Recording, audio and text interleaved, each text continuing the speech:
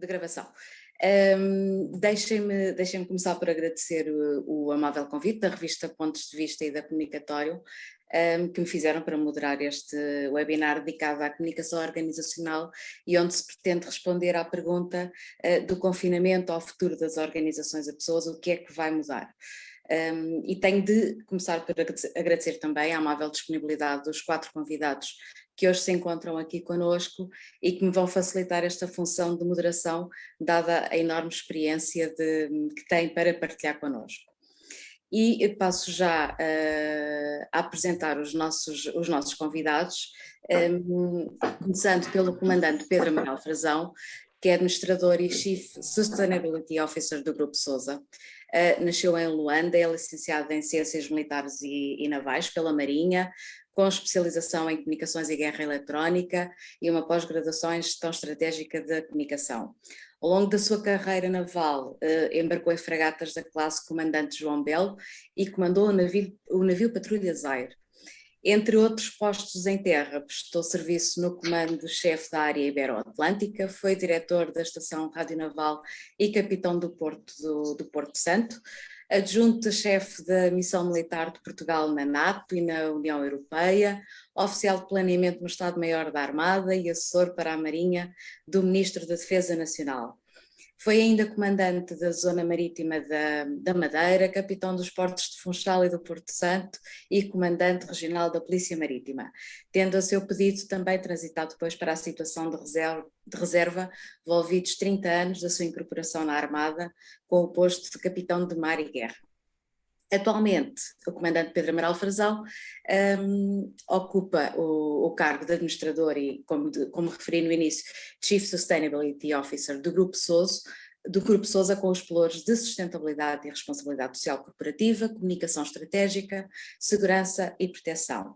O Grupo Sousa tem, o Pedro apresentará melhor, com certeza, ao Grupo Sousa, mas vou fazer só uma ligeira introdução. Tem um volume de negócios consolidado de cerca de 171 milhões de euros em 2020 e é um operador marítimo portuário de logística, energia e turismo, com sede no Funchal, contando nos seus quadros com cerca de 1000 pessoas nos Açores, Madeira, Portugal continental, Cabo Verde, Guiné-Bissau e ainda a bordo dos 5 navios próprios que operam nas linhas de cabotagem nacional e internacionais.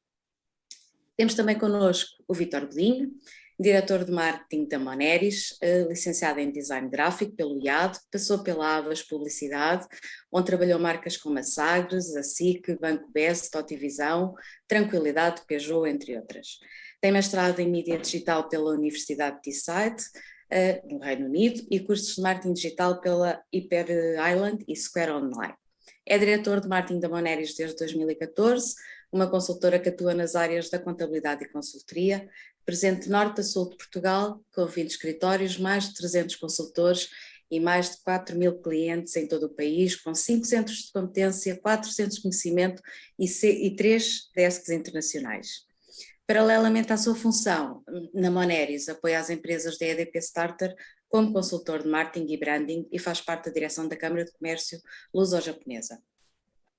Esta dupla junta-se a Susana Martins, atualmente Innovation Manager da Deloitte Portugal, consultora internacional que creio dispensa qualquer tipo de apresentações, tendo a responsabilidade transversal de Business Factory, uma unidade de inovação dedicada ao lançamento de novos negócios, e as suas principais responsabilidades são a gestão da comunicação interna e externa desta unidade, bem como dos novos negócios. Para além disso, é também People Business Partner, tendo a responsabilidade pela gestão das pessoas da Business Factory. E finaliza a apresentação do nosso painel de luxo com a Letícia Soares, Country Manager Portugal da Wellings. A Letícia é formada pela Universidade de Lusíada, tendo um mestrado de Direito, e tem mais de 20 anos de experiência no setor bancário em Portugal, tendo inclusive ocupado os cargos de Manager of Financial Agents and Head of Third Parties no Deutsche Bank. Em 2015 ingressou na seguradora de vida luxemburguesa Foyer International, que se tornou a Wellings SA. Especializada em seguros de vida, a Wellings opera em 9 mercados. e é desde 2017 Country Manager Portugal, tendo por objetivo o desenvolvimento do mercado português e acompanha-nos neste momento a partir do Luxemburgo. Naturalmente, sendo a APCI a Associação de Comunicação de Empresa em Portugal, jamais poderíamos aceitar este convite para debater a comunicação e o impacto que a pandemia teve nas organizações e nas pessoas e precisamente qual é que é o futuro que nos espera nesta área. Todas as pessoas que nos estão a acompanhar através do Zoom podem colocar as questões na área de chat que encontram na barra inferior e eu tentarei depois ir direcionando para cada um dos nossos convidados cada uma dessas questões. E creio que com isto tenho as apresentações do painel concluídas, pelo que passava desde já a uma primeira pergunta genérica. Eu creio que isto tem mais interesse se formos todos intervindo, e sintam-se plenamente à vontade para complementarem também as questões uns dos outros. E a primeira pergunta que eu faço, e podemos começar pelo Pedro, seguindo o Vítor, a Susana, a Letícia, qual é que foi a primeira necessidade que teve de ser colmatada nas vossas organizações no dia em que a pandemia foi decretada e em que o mundo para? As vossas empresas tinham planos de contingência, estavam preparados para passar a trabalhar maioritariamente a partir de casa? Qual é que foi, no fundo, o primeiro impacto que sentiram enquanto principais responsáveis de comunicação também, e o desafio que se impôs a vocês trabalhando nesta área da comunicação e com as pessoas? Pedro, começando por si. Ok, então vou abrir as hostilidades. Muito obrigado pela pergunta. Vou tentar ser tão breve quanto possível. Vou começar por responder às duas questões mais fáceis. Não tínhamos planos de contingência, nem estávamos preparados para trabalhar a partir de casa e, sobretudo, à escala em que tivemos que trabalhar a partir de casa, sem precedentes na nossa organização. Como a Paula explicou, nós operamos em várias geografias e distintas áreas de negócio. E a nossa primeira prioridade, na realidade, foi proteger as nossas pessoas e, simultaneamente, garantir, sem disrupção, os compromissos para com os nossos clientes, fornecedores e parceiros. Isto foi absolutamente determinante naquilo que se passou durante longos meses. A nossa dispersão territorial é enorme e, de facto, nós temos uma matriz de pessoas, digamos, no plano interno, em que temos, só para terem ideia, cerca de 62 pessoas estão, digamos, dos cerca de 1000 colaboradores que temos, 62% estão na região autónoma da Madeira, 31% no continente e os outros pulverizados entre os navios e as regiões autónomas, mas também em Cabo Verde, onde operamos regularmente. Ou seja, o que sucedeu foi que, apesar de termos que continuar com as operações, a verdade é que tivemos, no fundo, que reforçar as capacidades nas tecnologias de informação para possibilitar o trabalho de remoto, de capacitação para a eficiência e resposta aos requisitos das operações. É evidente que houve um sem número de funções que não puderam ser transportadas para dentro de casa das pessoas. E eu vou dar alguns exemplos, porque eu penso que, relativamente aos meus colegas de painel, nós temos aqui uma situação um bocadinho particular, justamente pela diversidade de áreas de negócio que temos, digamos, no modelo e nos modelos de criação de valor que temos. E vou dar aqui alguns exemplos que, até, de certa forma, são algumas curiosidades. Desde logo para explicar que a bordo dos nossos navios, portanto, na área do shipping, para dar nota que cerca de 50 tripulantes dos nossos navios não puderam sair de bordo durante quase 6 meses. Ou seja, estiveram privados do convívio familiar e pessoal, não é? Por um bem comum, que foi, de facto, garantir a continuidade das cadeias de abastecimento com as regiões autónomas, mas também com Cabo Verde e com Guiné-Bissau, onde, aliás, temos importantes cotas de mercado. Ou seja, os planos de rendições dos tripulantes foram também afetados, foram adiados. Tivemos que fazer testes Covid ao embarque de cada novo tripulante para garantirmos a segurança sanitária a bordo dos navios e sem qualquer contacto de proximidade com os operadores portuários. Ou seja, nós tivemos perante uma circunstância que não foi só mandar pessoas para casa, foi, de facto, garantir a continuidade das operações numa situação de crise inesperada e que tivemos que garantir a sobrevivência, vamos dizer assim, a survivability das operações, como se fosse uma coisa quase militar, para garantir que não houvesse disrupção das cadeias de abastecimento. E reparem que as regiões autónomas são altamente dependentes da importação de bens de consumo, Cabo Verde também e de noutro plano a Guiné-Bissau, e portanto tivemos que garantir isto. Mas isto olhando só para os navios. Se olharmos para os nossos terminais logísticos, que fazem parte da cadeia logística, também os supervisores dos terminais logísticos, os operadores das gruas dos portos, os motoristas e os ajudantes, aos quais incumbe, digamos, a distribuição capilar aos clientes finais, mas também os operadores da unidade autónoma de gás que operamos aqui na Madeira, conseguiram de facto todos assegurar e sem interrupção os seus serviços em conformidade com aquilo que era esperado e com grande compromisso e sentido e espírito de missão. Todos fomos sujeitos a novos procedimentos e rotinas de higienização, a utilização de equipamentos de proteção individual para além daqueles a que já estávamos habituados e obrigados a utilizar, mas a verdade é que também fechámos hotéis, recorremos ao layoff quando foi indispensável e ao teletrabalho. Pronto. Este é o pano geral. A verdade é que correu bem, mantivemos de pé e de alguma forma até reforçámos alguns serviços, mas é claro que fomos penalizados nos resultados, isto consequência de mantermos a regularidade dos navios a navegar, obviamente mais vazios, as cadeias de abastecimento e as cadeias logísticas de armazenagem e entregas aos clientes finais sem disrupção e também o fornecimento de gás natural na Ilha da Madeira. E tudo isto, de facto, num quadro geral de suspensão da atividade e redução do consumo, de encerramento de empresas e aumento do desemprego. Portanto, mantivemos os postos de trabalho. E a verdade é que conseguimos superar as exigências desta pandemia honrando o compromisso com as nossas pessoas, com os clientes, parceiros e fornecedores. E isto foi, digamos, aqui o importante foi manter as coisas a funcionar e eu acho que o fizemos, embora penalizados, com muito, muito êxito. E, portanto, foi assim o embate que tivemos e que eu vos queria dar ideia do largo espectro de atuação que tivemos, até porque, e isto não é, digamos, enfim, não deixa de ser importante, que apesar do grupo ser dotado de pessoas altamente especializadas e qualificadas, a verdade é que cerca de 63% dos nossos colaboradores desenvolvem funções operacionais que, não requerendo níveis de qualificação académica elevados, são pessoas que têm que estar na operação. E, portanto, isto foi um esforço tremendo do ponto de vista de transmitir segurança às pessoas, numa situação que todos sabemos que foi difícil das pessoas, muitas delas encaixarem. Mas pronto, depois podemos falar sobre isso e eu passo a palavra ao próximo colega de painel para não me alargar muito. Está bem? Obrigado. Vítor? Bom dia a todos. Agradecer aqui primeiro de todos o convite à revista Pontos Vista e à Comunicório. Bem, para nós, como consultora, nós já tínhamos... Primeiro, como consultora, o nosso trabalho já passava muito por trabalhar à distância.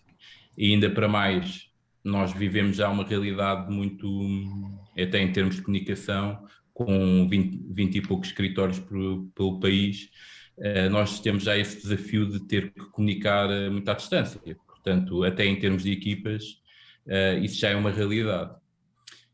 Quando tivemos que passar para casa, isso não foi de todo um grande desafio, porque as pessoas já estavam um pouco mentalizadas. Houve para já um desafio de processo documental, porque a natureza dos nossos serviços tinha que se colocar. Nós já tínhamos um processo muito grande de digitalização efetuada do core do nosso ADN, portanto nós já tínhamos aqui um caminho que depois até podemos aprofundar mais à frente. Portanto, nós até já estávamos preparados numa série de passos. O que nós sentimos que foi para nós importante, para além de garantir a segurança das nossas pessoas, foi na organização da informação. Ou seja, sentimos que haveria uma grande dispersão na informação da parte do governo, da parte do social media, o que é que se passa, o que é este vírus, alterações de decretos-leis, alterações normativas. E então, nós o que é que sentimos? Desde a primeira hora, os nossos centros de competências, os nossos desks internacionais, os nossos colegas de comitês passaram a trabalhar overtime e criámos canais de comunicação para clientes e internos, e a nossa intranet, as nossas newsletters, passaram a trabalhar overtime para quê? Tentar minimizar ou tentar criar uma relação com os vários stakeholders, seja clientes, seja a nível interno, que houvesse ali vários hubs em que as pessoas de clarividência sobre aquilo que se estava a passar. E isso foi desde a primeira hora. Tentámos produzir vários documentos, tanto internos como para clientes, sobre medidas de proteção, sobre compliance fiscal, sobre tudo, desde as mais pequenas coisas às coisas mais, desde as coisas mais banais, como usar a máscara, às coisas mais conformativas, desde os adaptares aos compliance fiscais, que houve coisas que alteravam de dia para dia. E isso foi uma grande necessidade que nós tivemos. Nós criámos, por acaso conseguimos ter essa flexibilidade. Nós em 2 dias, ou seja, no fim de semana, conseguimos criar um portal no nosso site em que estava dedicado ao Covid, no nosso site e na nossa intranet. Criámos uma newsletter chamada Covid Daily, exatamente para criar esse canal de comunicação que pudesse. Isso foi a nossa situação premente que nós identificámos.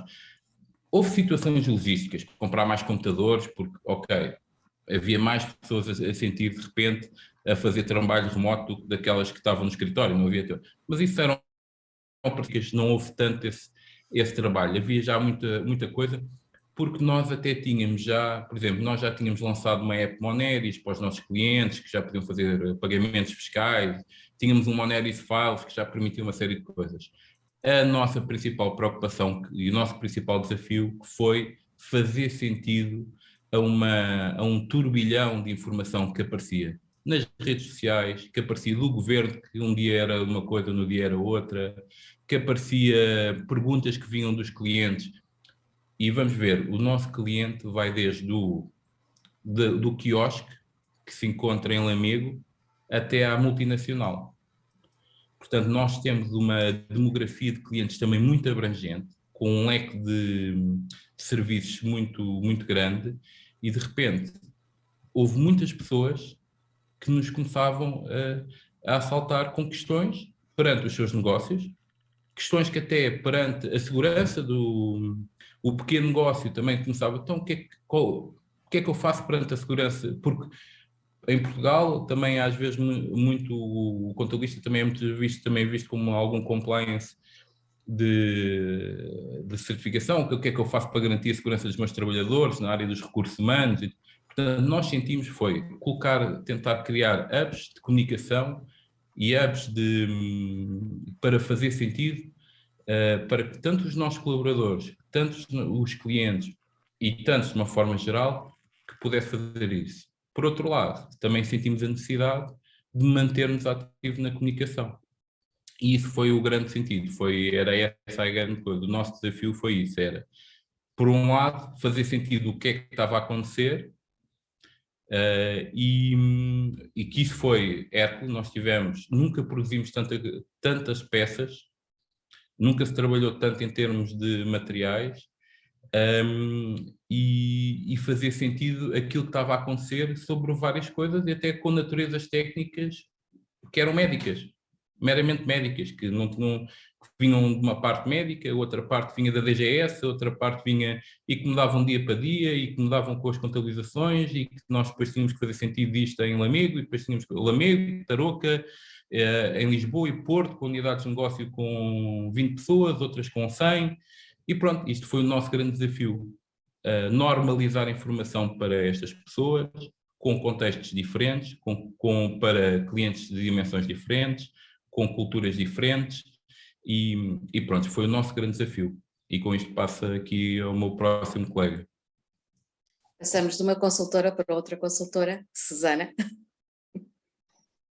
Bom dia a todos. Antes de mais, antes de responder às perguntas, Paula, queria também deixar aqui o meu agradecimento ao comunicatório, em particular na pessoa do Luís Roberto, que me endereçou este convite, e portanto o meu obrigada, tanto ele como a Vera e à revista Pontos de Vista, pela organização desta iniciativa. Acho que de facto a comunicação é o tema a par das pessoas, não é? A comunicação são pessoas, que está de facto na ordem do dia e que de facto mais pode contribuir, que se calhar que de futuro, para que as coisas possam levar um rumo diferente e possam ser geridas se calhar de forma diferente do que aquilo que foram feitas no passado. Relativamente às questões propriamente ditas, a primeira pergunta, se nós estávamos preparados, e apesar do legado que a Deloitte tem e pela dimensão que tem, quer em Portugal, quer no mundo, a resposta a essa pergunta é muito simples e muito direta. Não estávamos, de todo, por vários motivos. Acho que ninguém tem nos seus planos de contingência um impacto de uma pandemia como esta que vivemos. É difícil ter uma abrangência tão profunda e com um impacto tão grande como isto gerou nas nossas vidas. Tenho dúvidas se alguém tinha isto escrito em algum manual de crise ou outra coisa qualquer que se pudesse identificar. Não estávamos porquê? Porque a natureza da organização, e um bocadinho aqui também como estava o Vítor a falar, e o Pedro também referiu isso, apesar de nós estarmos em geografias diferentes, no caso de Deloitte Portugal, que inclui Portugal e Angola, apesar das geografias serem diferentes e já estarmos também habituados a contactos remotos e a utilização de tecnologia que nos permite trabalhar à distância, o que é certo é que as pessoas, uma coisa é trabalhar pontualmente, remotamente e trocarmos relações de uma forma pontual, outra coisa foi aquilo que aconteceu nestes últimos 2 anos, que foi as pessoas virem-se obrigadas a vir todas trabalhar para casa, em contextos absolutamente adversos, em que não era propriamente uma opção estarmos nesta realidade. Esta realidade foi-nos imposta por uma questão, imposta depois por via da imposição legal e governamental, mas as pessoas inicialmente vieram para casa porque tinham realmente medo, não sabiam o que é que se ia passar, tinham medo de morrer, tinham medo que as pessoas mais próximas ao seu lado morressem. E isto, de facto, quer do ponto de vista das organizações, quer do ponto de vista da sociedade, ninguém estava preparado para lidar com uma situação destas. Portanto, e a Deloitte de facto não foi exceção. Eu costumo dizer, já tenho contado esta história em outros fóruns, que uma semana antes da pandemia ter entrado oficialmente, não é, em Portugal, e nós temos ido todos para casa ali em meados de março, nós uma semana antes disto ter ocorrido, nós tínhamos decretado dentro da Deloitte que as pessoas podiam, através do nosso programa de Flexwork, podiam, a partir dessa data, escolher uma data, um dia por semana, em que podiam ficar a trabalhar a partir de casa. De acordo, obviamente, com a natureza. A Deloitte é um mundo grande e, portanto, costumo dizer que há muitas Deloittes dentro da Deloitte, porque cada um de nós, também de acordo com os clientes onde está inserido, vive realidades diferentes. E esse também era um desafio, é que temos muitas pessoas a trabalhar, ou tínhamos muitas pessoas a trabalhar nos próprios escritórios dos nossos clientes, e tínhamos decretado que, de acordo com a flexibilidade com os respectivos partners e managers, etc., envolvidos, que as pessoas podiam negociar um dia a trabalhar de casa por semana. E eis que numa semana as pessoas deixaram de ter essa possibilidade de ter um dia e passaram a ter que vir para casa, sim, porque tinha mesmo que ser por uma questão de proteção e de saúde e proteção sanitária. E, portanto, de facto, não estávamos tecnologicamente, tínhamos os mecanismos à disposição, mas faltava tudo o resto. E eu costumo dizer que, em primeiro lugar, faltava uma coisa que é muito importante, que se teve que vir a redesenhar, que é a confiança de trabalharmos uns com os outros neste registro.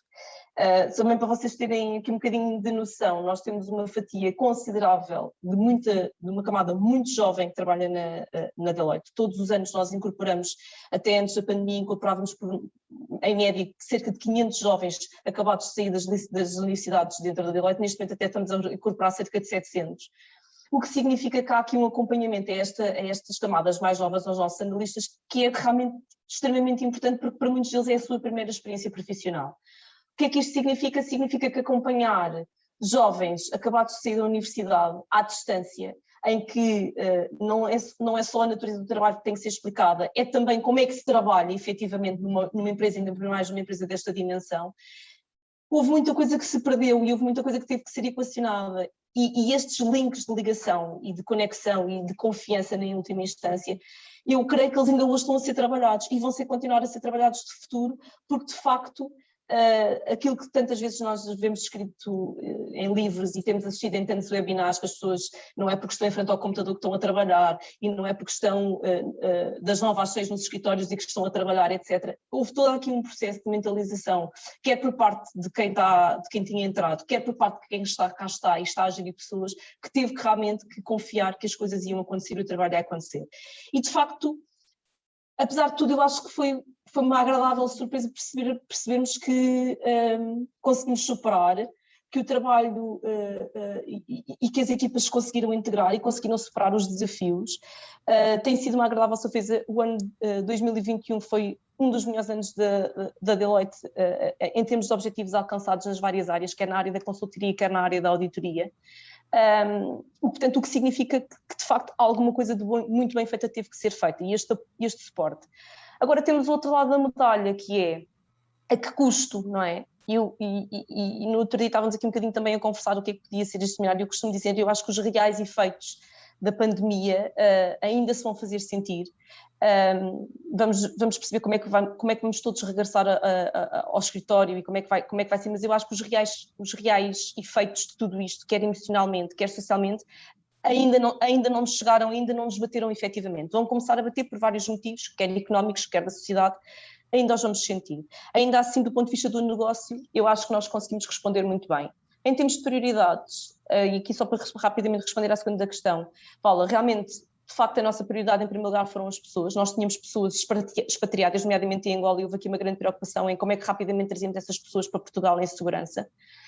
Como é que colocámos 3.500 pessoas a trabalhar em casa, onde a fronteira realmente entre o trabalho e a família, e a vida pessoal e a vida familiar, a linha começou cada vez a ser mais ténue, porque de repente cada um teve que começar a dizer como é que era a sua realidade, e eu costumo dizer que uma coisa foi passar a pandemia numa vivenda com vista para o mar em Cascais, ou passá-la num T1 em que se tem que se tirar a mesa em que se está a tomar um pequeno almoço, a almoçar para, entretanto, pôr o computador a trabalhar e para tudo estar operacional. Portanto, cada um estava a viver realidades, ainda que todos confinados, de formas muito distintas, e portanto esta preocupação com as pessoas e com as condições, com as pessoas como elas estavam a trabalhar, pessoas com filhos, pessoas cujo cônjuge ficou sem emprego, portanto isto foi tudo questões que se começaram a meter em cima da mesa, e não foi logo, isto foi um bocadinho com o tempo, e também foi com o tempo que percebemos que isto não era uma coisa que se ia solucionar no espaço de 15 dias ou um mês, como alguns também equacionaram. Vamos ver como é que isto vai dar, porque isto aqui por um mês, se calhar estamos todos de regresso. Começámos a perceber que isso não ia ser assim, e portanto tudo o resto foi cada vez mais vindo à flor da pele em cada uma das equipas, e como é que estávamos a conseguir lidar com isso. Por outro lado, negócio, ou seja, como é que íamos continuar a manter a confiança e toda, enfim, os laços já estreitados com os nossos clientes para que não os perdêssemos. E eu acho que, de facto, é preciso perceber que a confiança realmente não é uma coisa é uma coisa que se constrói, e realmente numa fase difícil como esta foi importante perceber que os clientes continuaram a confiar em nós. Claro que se perdeu, o contacto humano é fundamental, eu creio, nós somos seres sociais, é importante ler o outro, mas a tecnologia obviamente ajudou-nos imenso. Agora eu acho que as pessoas continuam e vão precisar muito disso para voltar a estarem próximas umas das outras, e que o trabalho volte não exatamente se calhar a ser como era, mas também não voltarmos a estar confinados da maneira como estivemos, porque eu acho que isso, apesar de tudo, não foi produtivo. No fim do dia não foi o melhor que nos podia ter acontecido. Adaptámos-nos, fomos extremamente resilientes, mas tenho dúvidas que este seja o modelo para o futuro. Obrigada, Susana. E Letícia, operar em 9 mercados, numa função como a sua, em que é extremamente importante o contacto presencial, olhos nos olhos com os clientes, como é que foi isto tudo? Ora, antes de mais, obrigada pelo convite.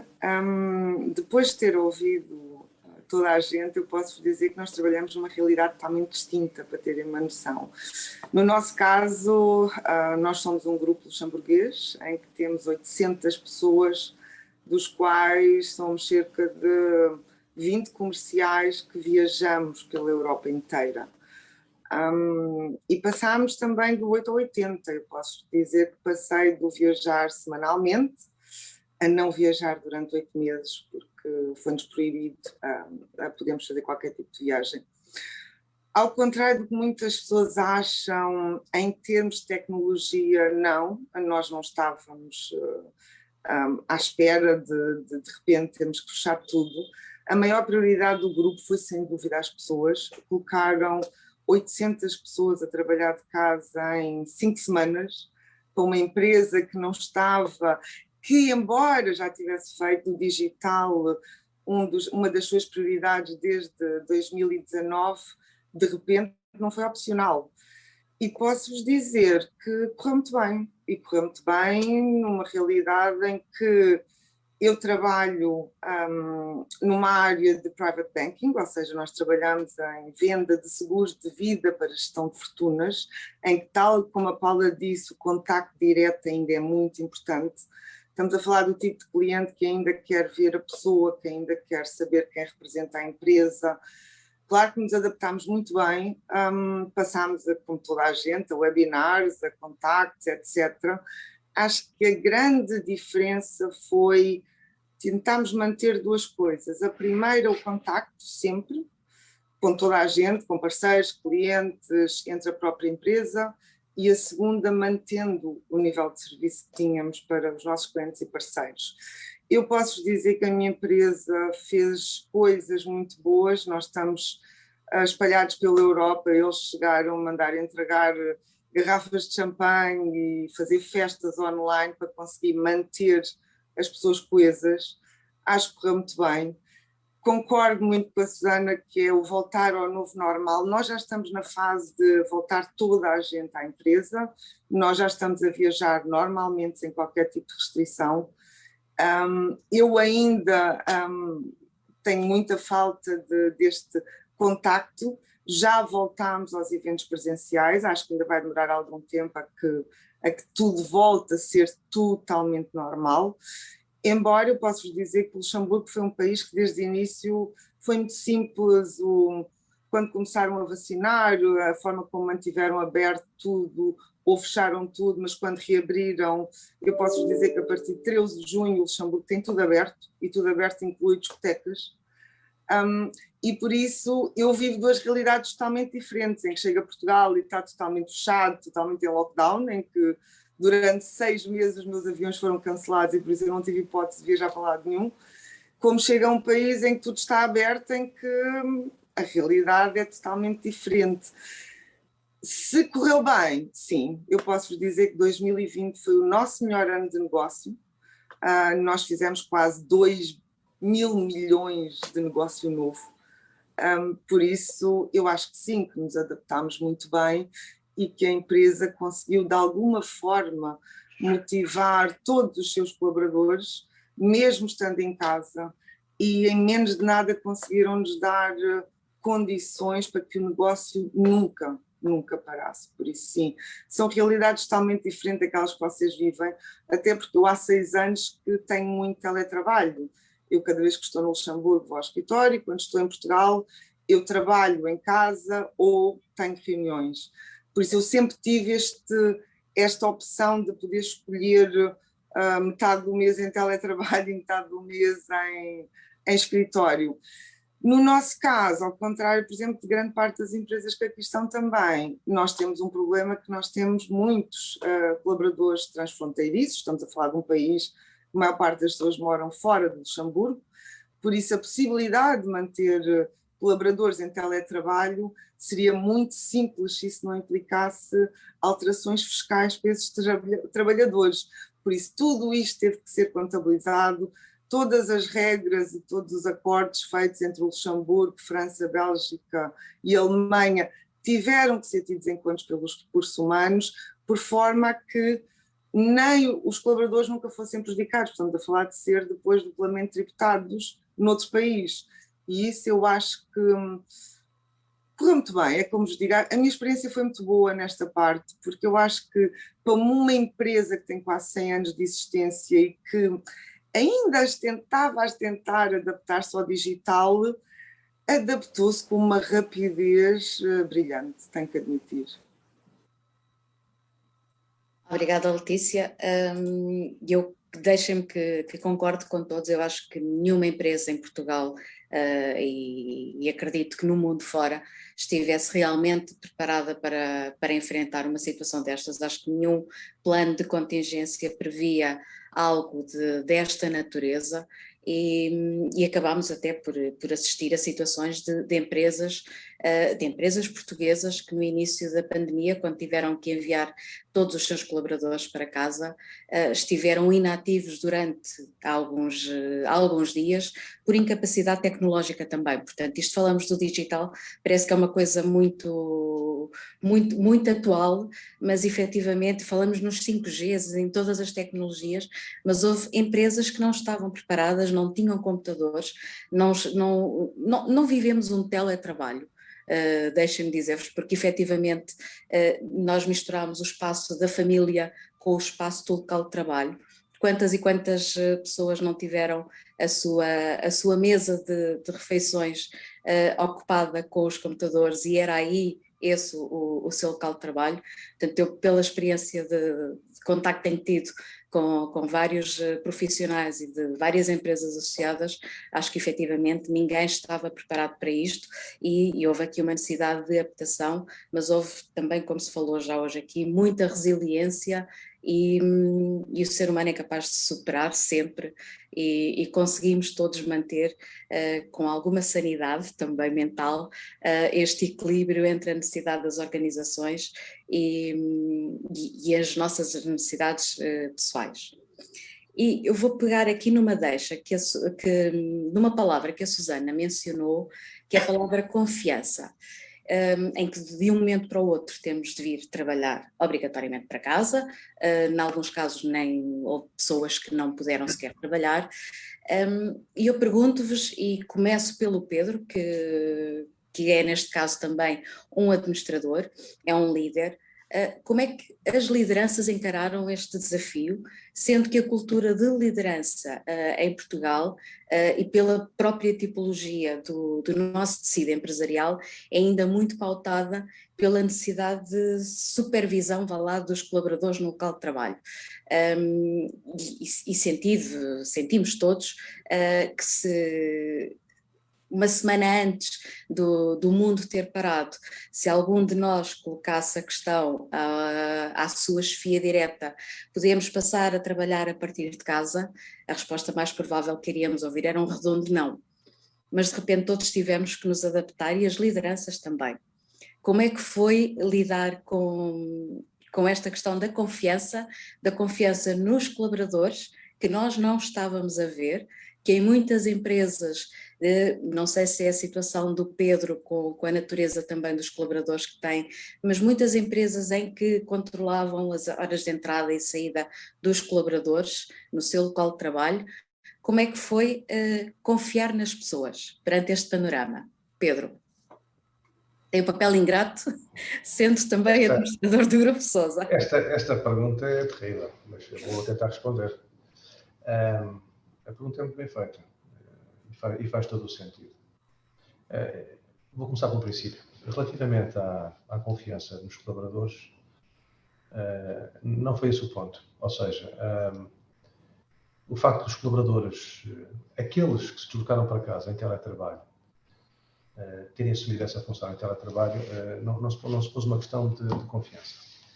E pôs sobretudo uma questão de produtividade. Ou seja, não que as pessoas em casa trabalhassem com menos afinco do que trabalhavam nos escritórios, porque nós conhecemos as nossas pessoas também, e as pessoas que tiveram essas circunstâncias são quadros da empresa, e melhor, das empresas e do grupo. Essa é a questão que não se colocou. A questão, penso que determinante, foi como é que as pessoas conseguiriam encaixar as necessidades do trabalho numa vida familiar e num ambiente familiar que ficou de pantanas.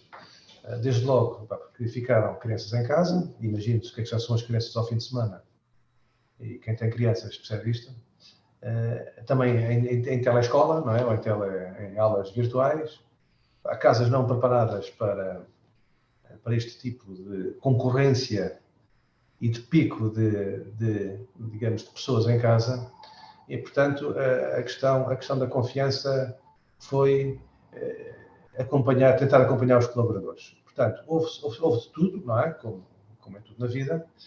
Houve situações de pessoas que nos primeiros tempos até gostaram, porque pronto, iam para casa trabalhar, era uma situação cómoda, até não tinham que perder tempo para o trabalho. Eu posso até dizer que muitos casos houve em que as pessoas até trabalharam mais do que trabalhariam se estivessem no escritório pelo simples facto de não terem que se desgastar em trânsitos, coisa que não se aplica aqui muito na Madeira, porque nós aqui, no meu caso falo, demora 8 minutos a chegar ao gabinete e quando são 8 minutos eu já fico que nem uma barata, costumam ser 5, não é? Mas o que é facto é que as pessoas ficaram em casa e trabalharam bem. O que é que eu senti? É que o primeiro desafio foi o da liderança do board, não é? E sobretudo dos quadros superiores e das chefias intermédias. Ou seja, esta alteração e esta disrupção que ocorreu de um dia para o outro, uma série de pessoas estavam um bocado empanicadas. A verdade é que, e ninguém estava preparado, não é? O que eu senti foi que, no momento inicial, instalou-se um desconforto imenso nas pessoas, isto sobretudo porque de repente ficaram perante um inimigo que é invisível, sem rosto, e que levou muitas das pessoas a adotar procedimentos e rotinas de higienização que antes não lhes passava pela cabeça. Isto foi assustador para muitas pessoas.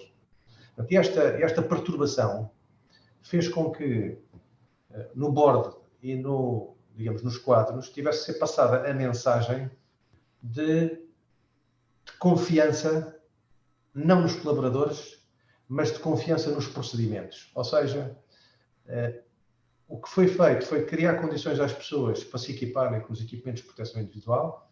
Aqui também posso revelar com algum critério e regra, porque reparem, temos situações completamente distintas. Uma pessoa pega no computador e vai para casa. Desde que tenha largura de banda e as coisas informaticamente estejam resolvidas, é praticamente igual. Não tem alteração substantiva. Mas quando estou a falar de um operador de uma grua, que tem que subir uma grua num porto, portanto, num terminal portuário, onde não pode sair do terminal portuário, desde o momento em que ele põe as mãos na escada para subir, até estar na cabine de comando, aquilo tem que ser tudo desinfetado. E, portanto, não chegava ao grueiro desse equipamento, portanto, ao operador da grua, ter que utilizar os equipamentos de proteção individual que já estava habituada, as botas, as calças, o capacete e por aí fora, tivemos que lhe pôr uma máscara, tivemos que lhe pôr luvas, tivemos que lhe pôr a desinfetar. Portanto, tivemos que lhe pôr a fazer lavagens. E esta questão teve que ser transmitida com muita consciência por parte das chefias. E, portanto, a nossa lógica baseou-se no princípio da liderança, primeiro pelo exemplo. Eu posso dizer-vos que o board veio trabalhar todos os dias, porque nós estávamos nos nossos escritórios e não contentávamos com ninguém, uma espécie de um trabalho solitário, é verdade. Mas, sobretudo, para os operadores, digamos, do final de linha, aqui é que foi a grande dificuldade. Já falei da questão dos navios, ou nos operadores dos terminais logísticos, porque, às tantas, criou-se aqui um bocadinho por desinformação. Reparem, nós enchemos contentores em Lisboa, os contentores a bordo dos navios demoram 39 horas a chegar à Madeira, depois há um trânsito para o terminal logístico e os contentores são desconsolidados. No início, as pessoas tinham receio de pegar nas coisas, não é? Como se o vírus andasse ali aos pulos e aos saltos. E portanto, este pânico que se gerou teve que ser amortecido por comunicação direta das chefias intermédias e dos quadros. E isso resultou com muito sucesso. Portanto, evitar o pânico foi bem conseguido, mas também tínhamos consciência de que houve determinados casos pontuais e específicos de pessoas com vulnerabilidades até de saúde física e, em alguns casos, até, vou chamar, não sei se a palavra é correta, psíquica, não é? Que reagiram de formas diferentes e essas também tiveram que ser, não sei se a palavra existe, serenizadas, porque depois o tempo foi dando razão e as coisas foram acalmando e foram se consolidando. E, portanto, aqui o aspecto da comunicação direta e, sobretudo, da relação de confiança com as chefias, embora com alguns pontos de fricção, porque, obviamente, há sempre espíritos mais, vamos chamar, reivindicativos, como em tudo, mas aqui a questão da liderança foi, para mim, o determinante. Eu passei por outras situações, enfim, com outra roupagem, e assisti aqui a uma espécie de umas réplicas, em formato reduzido, embora num quadro completamente, enfim, como não era militar, é uma coisa civil, isto tem outro enquadramento, mas na prática a reação das pessoas foi um bocadinho aquilo que foi esperado. E, portanto, correu bem, e eu penso que a palavra-chave foi a liderança e a comunicação por parte dos responsáveis, por parte das chefias. Isso para mim foi o fator crítico do sucesso, muito sinceramente, e obviamente a colaboração das pessoas. Muito obrigada, Pedro. Vítor, como é que Como é que foi a liderança na Moneris? Como é que... Pronto, da nossa parte, o nosso CEO tem uma proximidade tem uma liderança muito próxima com os quadros médios. Primeiro tem uma proximidade com todos, e principalmente tem uma presença muito ativa com as unidades de negócio e com os quadros médios, o que permite também uma mensagem muito próxima e muito humana. E quando chegou a esta situação, o nível de empatia é muito grande. Portanto, também há aqui uma mensagem. É fácil fazer eco perante algumas situações, como o Pedro está aqui a fazer, de maior sensibilidade de algumas pessoas que se sintam mais desconfortável perante alguma situação. Nós tínhamos na organização pessoas que tinham doenças ou que tinham enquadramentos mais sensíveis, e nós tínhamos preocupações para as proteger, e que houve pessoas que tinham, e que podiam, por exemplo, em trocas documentais ou uma coisa assim, que poderiam ter algumas reservas nisso. É como disse, ao início valia tudo, a desinformação era tanta, portanto houve preciso capacitar os médios e os altos quadros do maior número de informação, de ter o maior número de paciência para que é preciso continuar a cumprir, é preciso dotar ferramentas, mas nós tivemos sempre tudo de uma forma muito pacífica e muito serena, porque vamos ver, houve unidades de negócios que basicamente continuaram a ir ao escritório à vez, porque são pequenas unidades de negócios. As grandes foram aquelas que estiveram mais em casa, com um registro muito grande de proximidade com os managers e com os chefes de equipa. Eu parece que estou aqui a pintar aqui um cenário, mas de facto tivemos poucas dificuldades nisto, porque havia já um grande hábito das pessoas trabalharem à distância neste aspecto. Tivemos aqui algumas situações pontuais que eu acho que são normais, mas houve aqui uma grande proximidade, e era um bocado como o Pedro estava aqui a dizer. Nós, através do exemplo e principalmente uma escuta muito ativa do Rui, que é o nosso CEO, conseguimos claramente fazer ver às pessoas que, com calma, tudo se produziu. E também havia as ferramentas estavam lá. Com mais ou menos paciência, houve algumas resistências ou coisa assim, mas entre os managers, os diretores e depois uma escuta mais ativa, o tempo, depois, como isto também foi uma situação que foi prolongando no tempo, as próprias pessoas depois foram percebendo, ok, isto é uma curva de aprendizagem, nós temos que abraçar isto não vai a lado nenhum, portanto, vamos lá agarrar isto. E foi-se fazendo. E a verdade é que não sentimos quebras de produtividade, não tivemos assim um ano, tivemos para os nossos clientes, é como disse, nós felizmente estávamos num estado, não tínhamos planos de contingência, como a Susana estava a dizer, não havia ali num manual a dizer, capítulo, pandemia, onde é que está? Onde é que está? Agarrar bote salva-vidas. Não havia nada.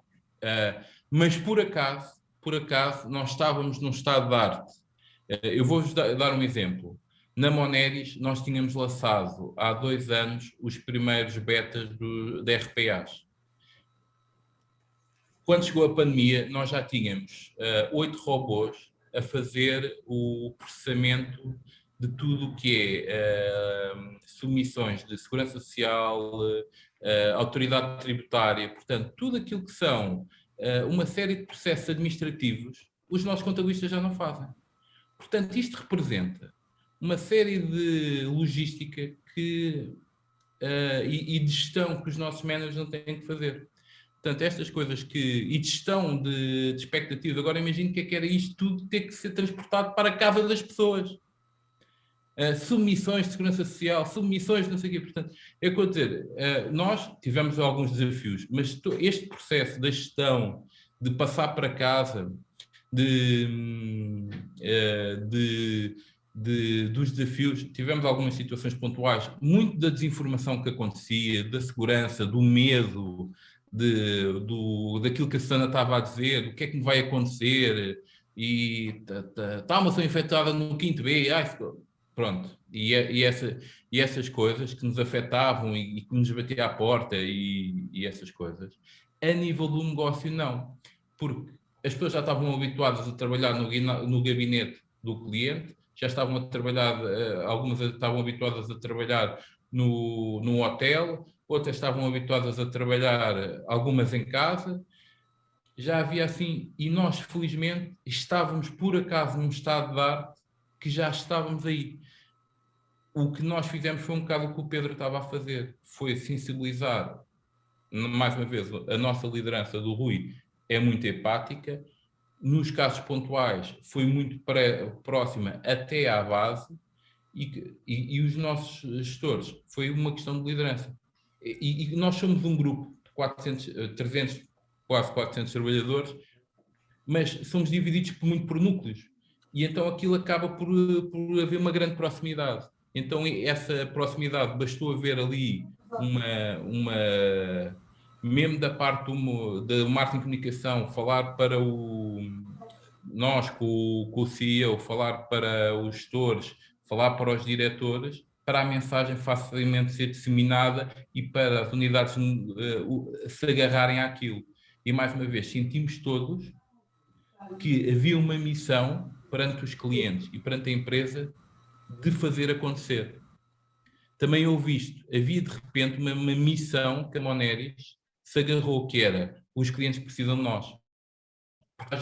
Porque nós também temos esta função de contabilistas, e estava toda a gente em pânico com os negócios. Portanto, também havia aqui um vestir a camisola, que havia muito esta coisa de o trabalho. Não, não, está aqui gente a precisar de nós, está toda a gente aqui.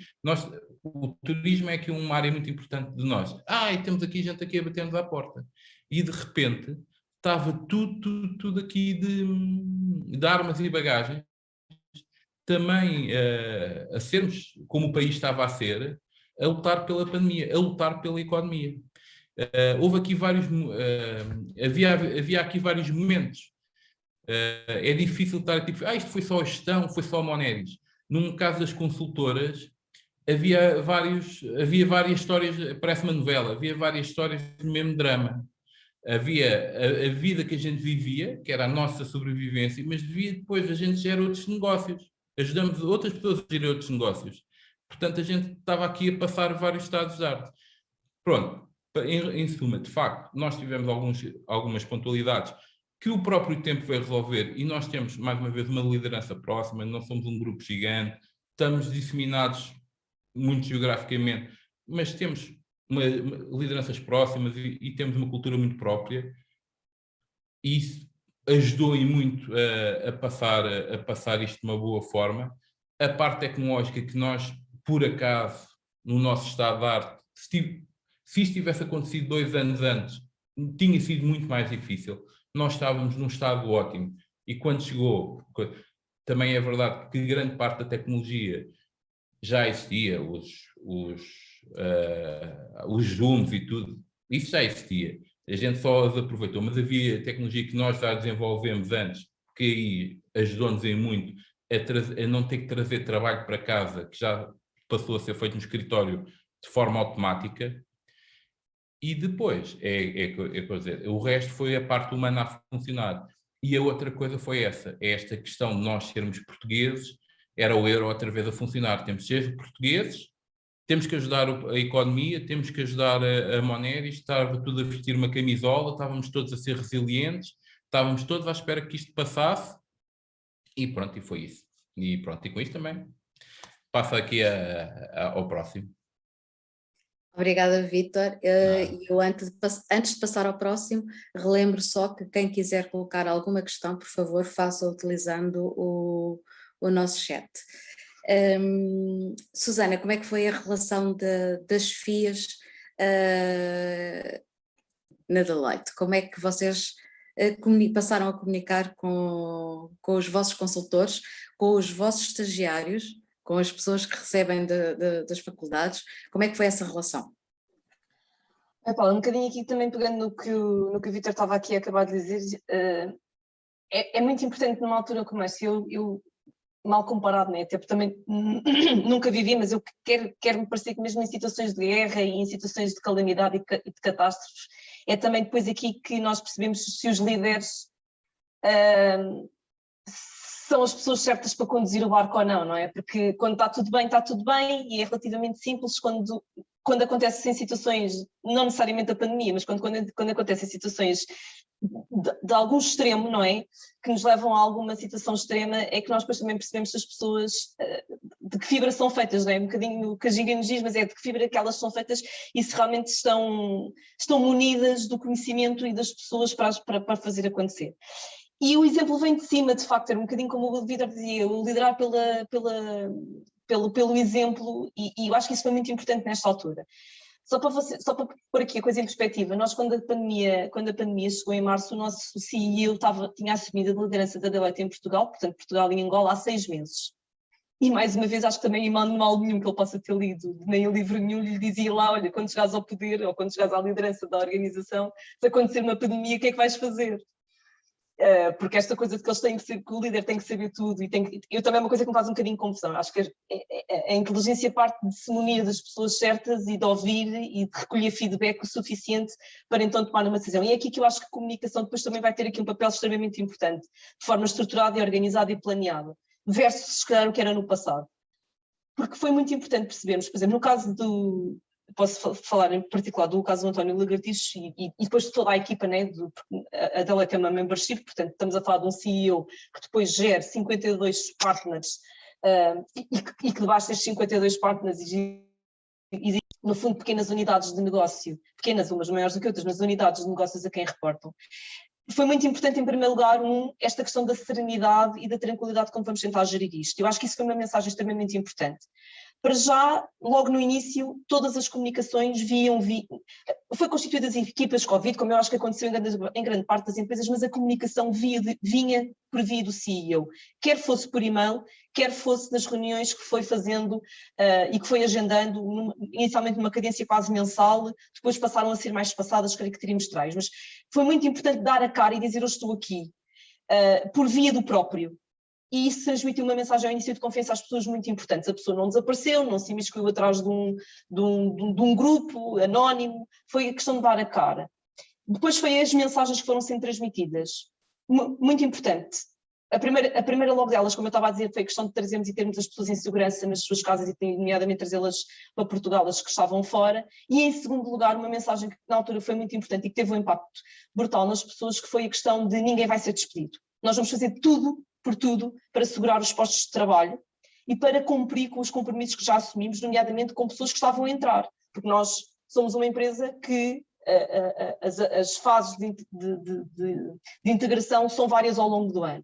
E, portanto, quando a pandemia chegou, nós já tínhamos assumido compromissos com pessoas que elas iam entrar para a Deloitte. E nós não queríamos não queríamos falhar com esses compromissos. E essas mensagens foram ditas e foram cumpridas. Que também é uma coisa muito importante, que era, à medida das mensagens que iam sendo transmitidas, até que ponto é que elas eram cumpridas ou não. E isso é que passa a confiança entre aquilo que eu digo e depois aquilo que eu faço, aquilo que eu estou a dizer e depois aquilo que na realidade vai acontecer. E como isso foi acontecendo, eu acho que foi muito positivo. Esse foi um primeiro ponto que eu gostava de destacar, porque acho que essa proximidade é fácil quando estamos a falar enfim, de empresas mais pequenas. Numa empresa com 3.500 colaboradores, obviamente que o CEO não pode ser próximo de toda a gente, como é evidente, não é? Como é lógico. Portanto, foi a forma que se encontrou de uma presença muito mais próxima das pessoas. E depois, claro que ao início muito baseada nas regras e o que é que ia acontecer, o que é que não ia acontecer, como é que podíamos fazer, muito baseado naquilo que nós designamos de formação higiênica, como é que vocês vão poder atuar, que ferramentas é que têm à disposição. Mas depois a seguir muito próximo, e eu acho que aqui também ajudou muito a construirmos uma nova Deloitte, percebemos como é que realmente as pessoas estão, ou seja, não é só o que é que estás a fazer e o que é que estás a entregar, mas sim em que condições é que o estás a fazer. Aquela velha coisa de que os problemas ficam lá fora do teu trabalho, tu aqui tens que ser profissional e tens que entrar, isto é um discurso que está cada vez mais a entrar, nem a sequer em desuso, é que não se aplica sequer à realidade de hoje. E os nossos gestores aqui também tiveram que aprender a fazer esse caminho, porque de facto, eu não vou tapar o sol com a peneira, nós somos uma consultora, somos conhecidos obviamente pelo trabalho árduo, pelas horas infinitas de trabalho, vem muita gente das universidades e agora aquilo vai ser uma grande escola de trabalho. Sim, é verdade, mas isto também nos obrigou a finalmente tirar para a realidade de que temos que estar preocupados com as pessoas, mais que não seja, e eu volto a dizer, porque as pessoas tinham medo que o vizinho do lado pudesse morrer.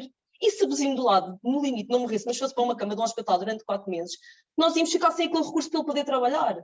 E o nosso trabalho é feito das pessoas para as pessoas. Portanto, este acompanhamento, como o Vítor também aqui dizia, aos clientes, nós precisamos que as pessoas estejam bem para poder fazer o seu trabalho. Portanto, no limite, até se for por uma perspectiva egoísta da coisa, até isso tínhamos que segurar. E, portanto, houve aqui, de facto, mais do que eu acho que, se calhar, algumas empresas foi acelerado este processo tecnológico, aqui eu diria que foi acelerado um processo emocional da coisa. Teve que ser acelerado. Nós temos que olhar tivemos que começar a olhar para as pessoas como não é só aquilo que ela é capaz de fazer e as skills que ela tem do ponto de vista de técnicas e de conhecimento, mas como é que esta pessoa realmente está e como é que ela se sente e se está ou não em condições de entregar aquilo que sabe e aquilo que tem conhecimento para fazer. Posto isto, um segundo ponto que eu acho que do ponto de vista da liderança foi muito importante, e também creio que já o Pedro tinha referido isto, foi a descentralização desta forma de agir, que tínhamos o líder como exemplo, mas como é que nós depois em cada um de nós, e esta questão de nós termos criado estes People Business Partners, da qual eu faço parte da qual eu sou responsável na minha área, mas em todas as áreas há um People Business Partner, justamente para garantir que alguém tem a responsabilidade, pelo menos de estar, é como quase como se fosse um peer do diretor de recursos humanos, de olhar pelas suas pessoas nas suas equipas, e não é uma função que tem que ser do departamento de recursos humanos ou do CEO. Todos nós tivemos que um bocadinho assumir nas suas áreas essa responsabilidade para garantir que a informação era transmitida, a informação que era passada daquilo que tem que ser passado, que é o business as usual do negócio e dos números e como é que estamos e para onde é que estamos a ir, mas depois também estamos com as pessoas bem ou não estamos com as nossas pessoas bem. Há aqui alguma situação em que tínhamos que levantar a bandeirinha vermelha e dizer que temos que atuar e como é que vamos poder atuar. E depois, em função disso, obviamente, foram criados programas de apoio psicológico, de apoio. Temos imensas pessoas com imenso know-how na área financeira, jurídica, legal. Colocámos os nossos recursos à disposição dos nossos recursos, que é outra coisa que eu acho que também foi muito importante e que está a ser usada, porque às tantas criaram-se tantos programas em tantos lados, mas eu acho que às tantas foi só para parecer bem. Mas aqui realmente estes programas estão a ser usados pelas nossas pessoas. E outra coisa que me parece muito relevante, e gostava só de terminar com isto, que foi, está-se também cada vez mais a imprimir a mensagem de que falhar é real, ninguém tem um rótulo de menos competente porque vai falhar, porque de repente todos nos vimos com uma situação que não sabíamos, não é? Bateu a todos, eu posso vir a falhar porque eu não sei como é que, ou seja, a questão do falhar com a questão da imprevisibilidade que todos estávamos a viver foi algo que nos abateu a todos, até aos mais poderosos, até aqueles que acham e que estão do alto do seu conhecimento, e isso é uma realidade com a qual, portanto, vamos ver como é que isto vai dar, hoje as regras são assim, mas atenção que amanhã podem não ser porque isto pode mudar, portanto, o discurso da incerteza e da tolerância ao erro e ao falhanço parece-me que é algo que devia de ser sublinhado, porque foi um discurso que começou a entrar por dentro das nossas casas adentro, a começar desde logo pelas questões governamentais e que todos nós agora aqui podemos dizer, e é verdade, muitas coisas foram feitas mal na sociedade, nos governos, até depois ao limite às nossas empresas, até ao limite às nossas casas. Porquê? Porque lidar com a incerteza é isso mesmo, nós não temos aqui algo por escrito, não é? Que nos diga exatamente como é que vai ser o amanhã. E esta flexibilidade de discurso por via das lideranças, acho que é algo que devemos de salientar, porque faz parte da nossa vida. Portanto, esta coisa está tudo planeado, temos planos a 3 a 5 anos brilhantes que vão ser cumpridos, está tudo escrito, já sabemos tudo. Este discurso que até devia de roçar a humildade, porque não sabemos o dia da manhã. Hoje é esta pandemia, amanhã pode ser outra coisa qualquer e temos que voltar outra vez a descer à terra. Acho que é algo que foi muito positivo e que eu acho que devemos continuar a fomentar. Obrigada, Susana. E Letícia? Eu vi uma realidade totalmente diferente. Primeiro, eu trabalhei em Portugal durante muitos anos, eu estou no Luxemburgo há coisa de 6 anos. A realidade profissional é totalmente distinta. Eu vou-vos dar um exemplo. A nível de comunicação interna, nós passámos a receber e-mails de 3 em 3 dias a explicar qual é que era a melhor opção, o que é que deveríamos fazer para tentar salvaguardar toda a gente. Nós também temos que ter obrigatoriamente, tivemos que ter 5 pessoas no escritório obrigatoriamente, porque nós recebemos ainda muito papel que vem de toda a Europa, de bancos, de parceiros. A essas pessoas que a empresa salvaguardou que nunca estivessem juntas de tal forma, mas que todos os dias era-lhes dado a escolher, por exemplo, almoço, e que a empresa mandava entregar, porque uma vez que eles não estão no escritório, era a empresa que tratava disso. A forma de trabalhar é diferente. Eu vou-vos dar um exemplo. No Luxemburgo, a partir das 6 da tarde, a não ser em casos excepcionais, não se deve estar no local de trabalho, porque as pessoas têm que ter vida própria. A minha empresa, a parte operacional, voltamos ao mesmo. Eu sou uma realidade diferente, eu sou comercial, mas depois toda a parte operacional funciona no escritório. A partir das 6 da tarde, eles fecham computadores, ou seja, desligam o sistema a toda a gente, porque entendem que, mesmo estando em casa, a tendência é trabalhar-se mais. E por isso o sistema é aberto das 7 da manhã às 6 da tarde, e a partir das 6 da tarde eles entendem que ninguém tem que estar ligado. Por isso, há uma quantidade de mindset, que eu concordo plenamente com a Susana, que é um trabalho que ainda tem que ser feito em Portugal, principalmente nas empresas, principalmente na comunicação dos líderes. Eu acho que estar em casa, acho que se viveu uma quantidade de situações diferentes, experiências diferentes, entre viver-se de ter filhos em telescola, marido em teletrabalho, ou estar-se completamente sozinho dias e dias após dias, em que o único contacto que se tem com a realidade é virtual, seja ele por telefone ou seja ele por internet. Mas ainda bem, porque imaginem isto ter acontecido há 20 anos atrás, ou nem sequer existia telemóveis ou internet. Acho que aí as pessoas tinham enlouquecido. Por isso, há uma preocupação, sem dúvida, de toda esta parte de mental, de tentar estar próximo. No nosso caso, voltamos ao mesmo, nós trabalhamos como trabalhamos muitas vezes fora do país, é muito tempo, acabamos por estar sempre em contacto ou por telefone. No entanto, sim, nós um dia destes falávamos disso, perdeu-se o café, onde se pergunta, então, como é que correu a semana, como é que foi o fim de semana, porque agora fala-se por telefone e sim, tem-se ali meia hora de conversa, mas não é a mesma coisa de nos encontrarmos todos os dias e dizer, então, como é que estão as coisas, o que é que fizeste ontem, etc. Acho que isso se perdeu e isso faz muita falta.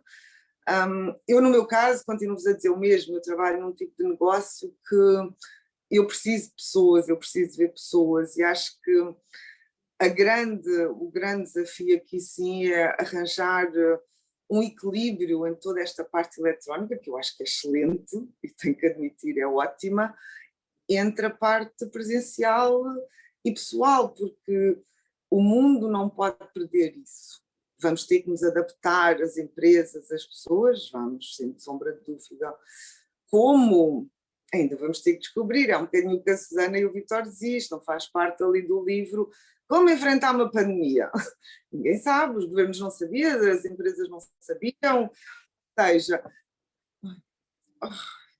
peço desculpa, tive aqui um problema técnico, isto tudo é algo que vamos ter que ainda aprender, embora eu volte a dizer o mesmo, eu vivo uma realidade totalmente diferente num país em que a mentalidade como se trabalha é diferente. É diferente, um bocadinho aquela situação do as pessoas têm de trabalhar até às 10 da noite porque saírem às 6 é porque não estão a produzir. Não. Aliás, às 7 da noite normalmente se ficar lá estou eu e a empregada de limpeza, porque é assim que funciona, porque é este o mindset, é durante o dia produz, mas as pessoas têm que ter vida própria e em casos excepcionais, sim, trabalha-se até mais tarde, mas em outros casos não. E isto acho que faz também um bocadinho a diferença do o que é que uma empresa passa aos seus colaboradores de como produzir, como estar motivado e como manter toda este novo normal a funcionar. Letícia, eu se calhar começo já pela Letícia, pegando precisamente naquilo que diz e pegando também no que o Vítor já falou, no vestir a camisola. E a Letícia começou precisamente por dizer que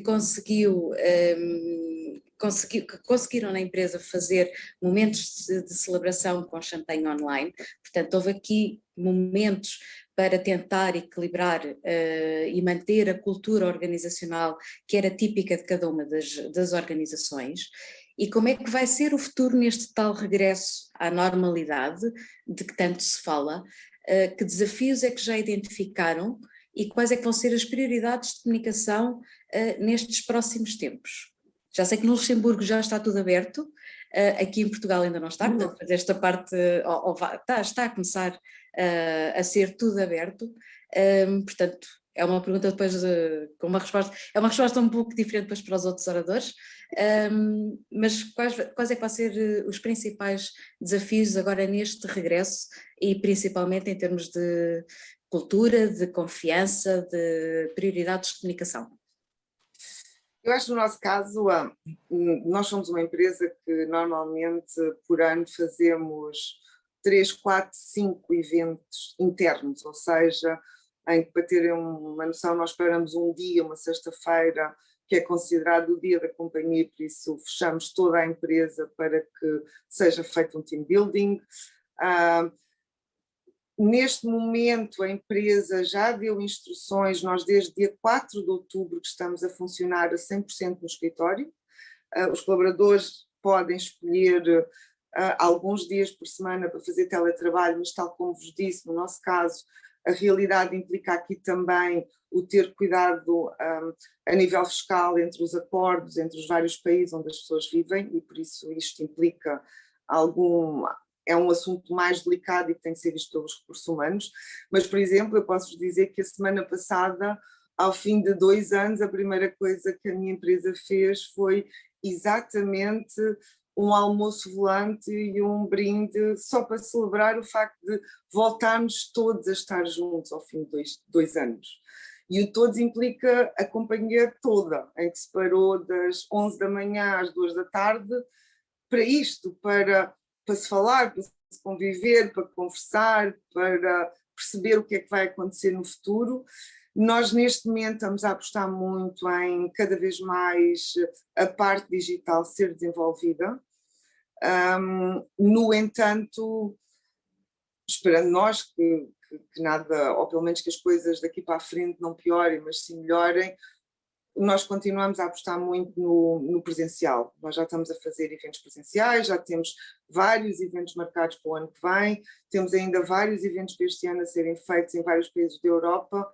Por isso, embora eu acho que um dos grandes desafios foi aquilo que vos disse há pouco, que é como fazer um equilíbrio entre a comunicação digital, quer interna a nível de empresa, quer com parceiros e clientes, e a comunicação presencial e pessoal. No meu caso, eu acho que, ou pelo menos no nosso tipo de negócio, faz muita diferença a comunicação pessoal e presencial. Por isso, eu acho que nessa parte nós vamos continuar a manter. Se vamos ter, como fazemos agora, para ter uma ideia, os nossos eventos hoje em dia são todos Covid-check, o que implica que toda a gente tem que ter um teste ou uma vacina, ou seja o que for. Tudo isto é visto onde as pessoas entrarem, mas é o futuro e eu acho que é um dos grandes desafios, é manter as pessoas unidas, o manter estes pequenos nadas, que é como vos digo, mandar entregar na Europa inteira garrafas de champanhe e contratar-se um DJ online para pôr toda a gente a falar um bocadinho, como manter aquilo que é o negócio, que é manter as reuniões, os eventos presenciais, a marca a poder estar presente onde sempre esteve. É um bocadinho, acho que são estes os desafios no futuro, sim. É o equilíbrio, para mim eu acho que o maior desafio é o equilíbrio entre o digital, que se ganhou muito este hábito do agora tudo é mais fácil porque se faz de casa, e o presencial, porque eu acho que as pessoas precisam disto. Nós somos seres sociais, não somos seres para estar em casa a viver sozinhos. Ou para viver em frente a um computador. Não, não acho isso, porque daí depende muito também a saúde mental de todos nós, sem dúvida. Susana, saúde mental. Eu sei que a Deloitte tem vários projetos também nesta área. Como é que vai ser o futuro? Eu acho que é um dos temas que nós vamos ainda ouvir falar mais daqui para a frente, é realmente qual é que é o impacto, e esta questão da saúde mental acho que é um bocadinho transversal a idades, porque cada um de nós cria as suas ansiedades a níveis distintos, mas acho que de futuro vai ser o grande tema que vai ficar em cima da mesa, porque eu também acho que é aí que os efeitos vão se demorar mais tempo, se calhar, a serem visíveis, a terem planos de atuação efetivos, e talvez só quando as pessoas voltarem a estar provavelmente mais umas com as outras é que vão perceber exatamente o quanto isto tudo afetou ou vai afetar a nossa saúde, e às vezes a nossa saúde mental, e às vezes não é só por cá, porque a pessoa agora está menos predisposta no limite, nós no nosso trabalho todos os dias tomamos decisões, não é? Temos que tomar decisões e até que ponto é que esta pandemia nos afetou a nossa capacidade cognitiva de tomar as decisões certas nos momentos certos, que é isso que depois tem um impacto nas organizações e naquilo que nós todos os dias, e naquilo que é a nossa performance e no limite daquilo que nós produzimos e que nós entregamos aos nossos clientes. Acho que é um tema que vai ser ainda subejamente tratado. Ele está a entrar, temos vindo este tema a entrar por todas as áreas e todas as indústrias, não é? Do desporto, vimos os casos nos Jogos Olímpicos agora recentemente, não creio que seja só um tema das empresas e do mundo dos negócios, acho que ele vai ser transversal, porque acho que é de facto em todas as áreas, nós somos pessoas e portanto isto vamos ver como é que afetou. Respondendo concretamente ao que vão ser os desafios, eu acho que a nível das nossas pessoas nós temos aqui dois grandes desafios, que passa em primeiro lugar por como é que nós vamos conseguir continuar a ser uma empresa atrativa, no sentido de conseguimos atrair os melhores talentos para trabalhar connosco.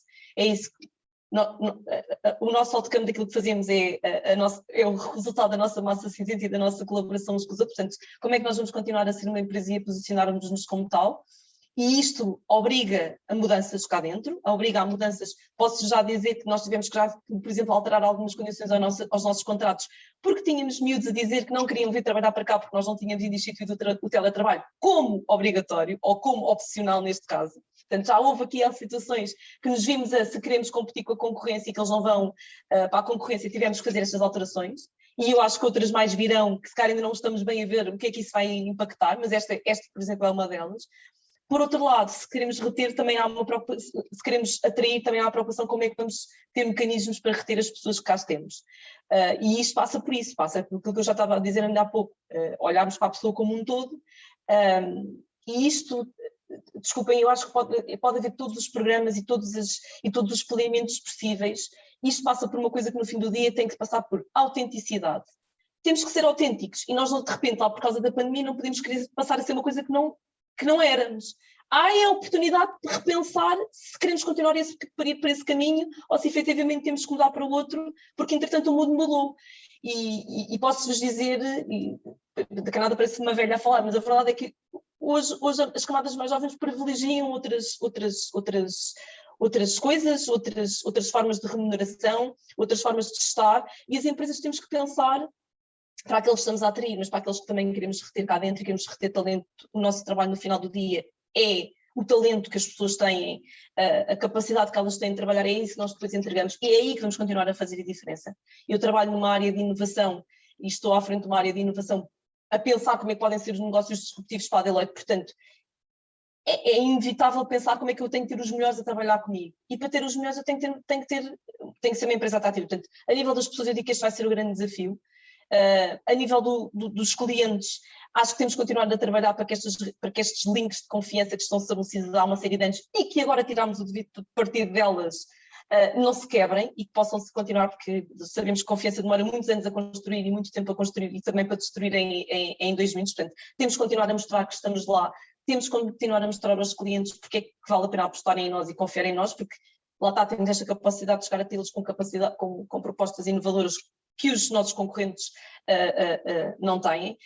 Ao nível da comunicação, e parece que estou a distinguir aqui as coisas quando estão intimamente ligadas, mas ao nível da comunicação, vem um bocadinho em sequência disto que eu disse, eu acho que há que repensar muito o que é dito, a nível das mensagens, se queremos continuar a comunicá-las pelos meios tradicionais com que o fazíamos, não é? O recurso aos e-mails, o recurso às newsletters, o recurso aos webinars, ou se temos que repensar se estes meios já estão de tal forma batidos que depois se esgotam e não é que eles tenham que ser anulados. Eu acho que eles depois têm que ser complementados com outras iniciativas, e às vezes é tão simples como acabou uma reunião, mesmo que ela seja virtual, mas se eu sou a líder da minha equipa e se eu percebo que alguma coisa não está bem, se calhar tenho que pegar no telefone a seguir e tenho que falar diretamente com a pessoa A, B ou C para tentar perceber o que é que se está a passar e para tentar ter uma relação mais próxima.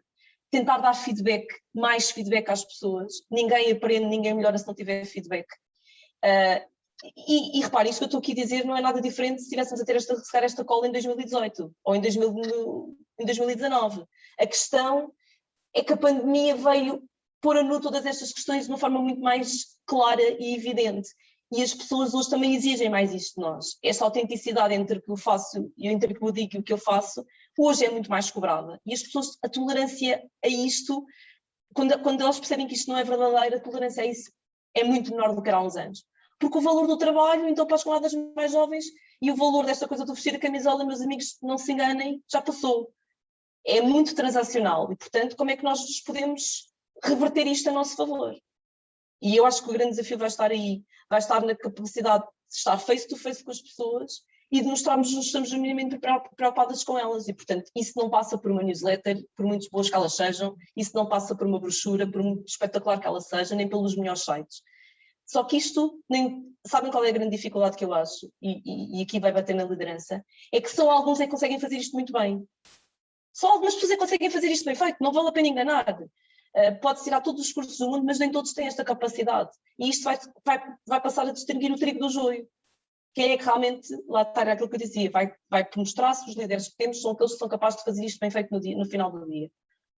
E isto para mim é a comunicação, é os grandes desafios que a comunicação tem. Se calhar menos do ponto de vista tático ou operacional, mas mais do ponto de vista para onde é que queremos e como é que queremos ir. É isso. Susana, a conversa é como as cerejas e nós temos 9 minutos se cumprirmos. Desculpa.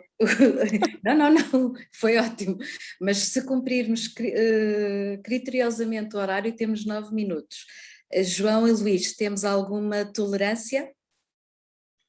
Porque eu ainda gostava de ouvir o Vítor e o Pedro. Da nossa parte, sim. Acho que neste momento a única pessoa que pediu alguma ligeireza no horário é a Letícia, claro, porque tem reuniões fora, mas se eventualmente vocês também tiverem, se calhar darmos aí um prazo de mais 5 minutos, partindo do tempo dos 14, 15 minutos podemos ter para o final, a metade para o Vítor e metade para o Pedro e depois mais as despedidas e no máximo até ao meio-dia menos 20, acho que toda a gente concorda.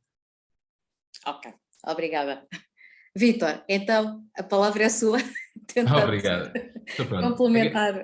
Agarrando aí o mote da Susana, pronto, acho que aqui há um desafio agora no regresso pós-pandemia e que nós temos que dividir isto. De facto, para quem está em zonas urbanas, vamos olhar assim, e tocando só nisto em passant, as pessoas que estão em zonas urbanas deparam-se com os desafios de terem experienciado um modo de vida e que não querem voltar atrás.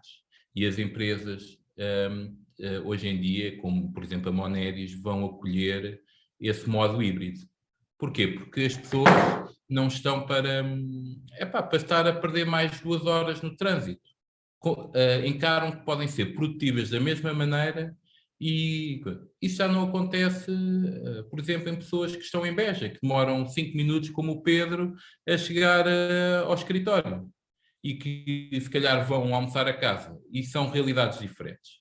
Por exemplo, e o que nós sentimos é que, e até com outros parceiros, por exemplo, nós ainda no outro dia estive a falar com uma empresa parceira em Londres, que também no setor da contabilidade é uma empresa grande, tem cerca de 2.000 colaboradores, e eles têm dificuldades que, desde que abriram, eles estão completamente para retornar 100% ao escritório, e eles só conseguem ter uma média de 120 pessoas no escritório. E então o que é que eles agora fazem? Repararam que o dia que eles têm é à sexta-feira que as pessoas vêm mais ao escritório, então eles pagam a primeira rodada à sexta-feira. Porquê? Porque eles reparam que as pessoas vêm mais casual, vêm mais tudo. Então o que eles querem é que as pessoas venham 2, 3 dias ao escritório fazer. Então é uma medida que eles instituíram. Então, só para tocar isto de uma forma, o que vemos é que, e é o que eu acho, é que para empresas de uma determinada dimensão ou para que em determinadas zonas urbanas onde as pessoas realmente veem o seu modo de vida atacado por problemas como o trânsito, o teletrabalho é de facto uma forma de encontrar um equilíbrio no balanço de vida. E a Moneris vai abraçar isto. Nós temos colegas em Leiria que vão almoçar a casa e para eles isto não vai fazer tanto sentido se calhar, e eles até preferem ir para o escritório porque, como nós, como animais sociais, preferem comer na copa, estar no coisa, do que estar sozinhos em casa. E isso, de facto, será uma realidade. Relativamente àquilo que a Sandra estava a dizer, eu concordo. Em muito.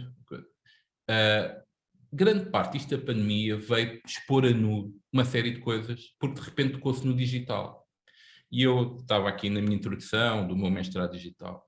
E eu veio com o chip a inovação digital e uma série de...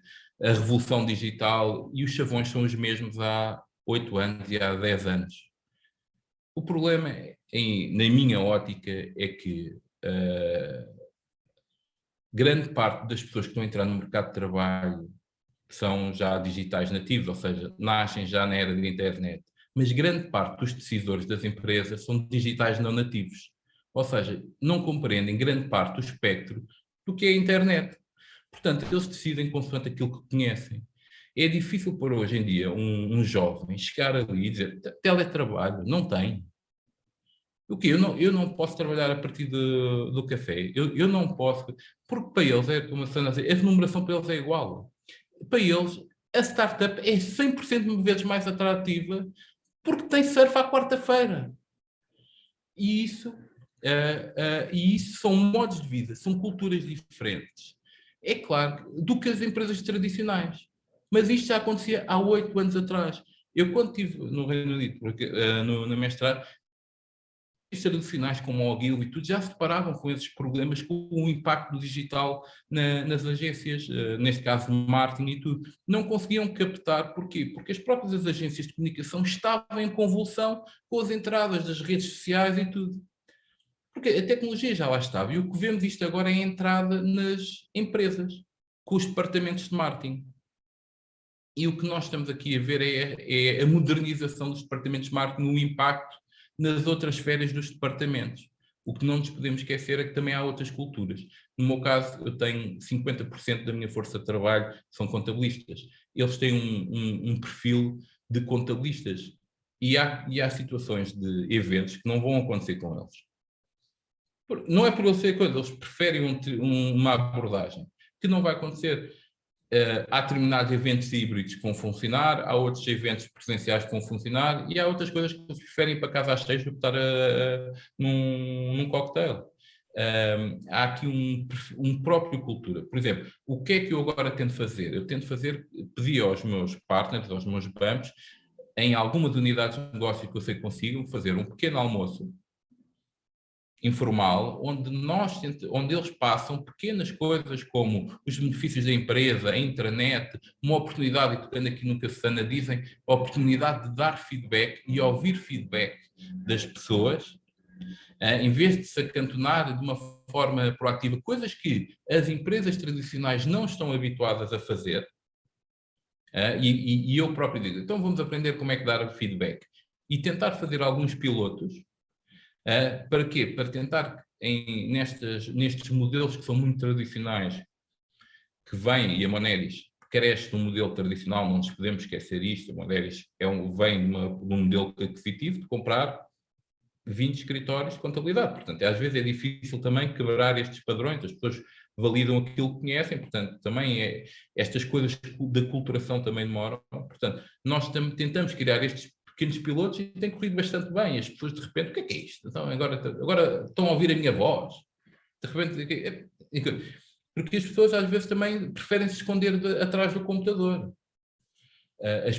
Portanto, estas questões da comunicação muitas vezes também têm a ver com estas questões da psicologia, saber com que massa humana estamos a trabalhar, com o que é que eu posso mexer do outro lado, E é o que a Susana diz, mas a newsletter não vai funcionar, e a brochura não vai, porque é preciso alguém que tenha interesse em ler. Portanto, é preciso mexer, é preciso saber o que é que eu vou mexer. O evento, o cocktail, às vezes é preciso saber o que é que a pessoa vai despoltar. No meu caso, na minha organização, a gente tenta saber o que é que vai mexer ali. E depois tem a parte dos clientes, que é outra. Nós, na parte dos clientes, já estamos a abrir. Estamos a despoltar eventos. Há coisas que vamos fazer híbridas, outras que vamos fazer presenciais. Vamos usar as nossas ferramentas todas. Mas é o que eu disse, nós precisamos, no âmbito da inovação, perceber, e eu disse isto aos meus partners, disse isso, se nós não mudarmos o mindset, nós não vamos poder estar neste século, pós-pandemia, com a cabeça do que estávamos antes, porque corremos o risco de vamos ser obsoletos. Porque o que a pandemia pôs a nus foi uma retórica que já andamos a dizer há 20 anos, mas que são chavões. A gente dizemos isto porque fica bem. Vamos ao Web Summit e fica bem dizer isto. E de repente a pandemia testou-nos. Pau, agora todos em casa e agora somos obrigados a utilizar o meio digital. E aí é que nos obrigou a walk the talk. E as empresas que realmente fizeram o walk the talk é que se ingraram dizer, não, isto afinal não nos custou tanto.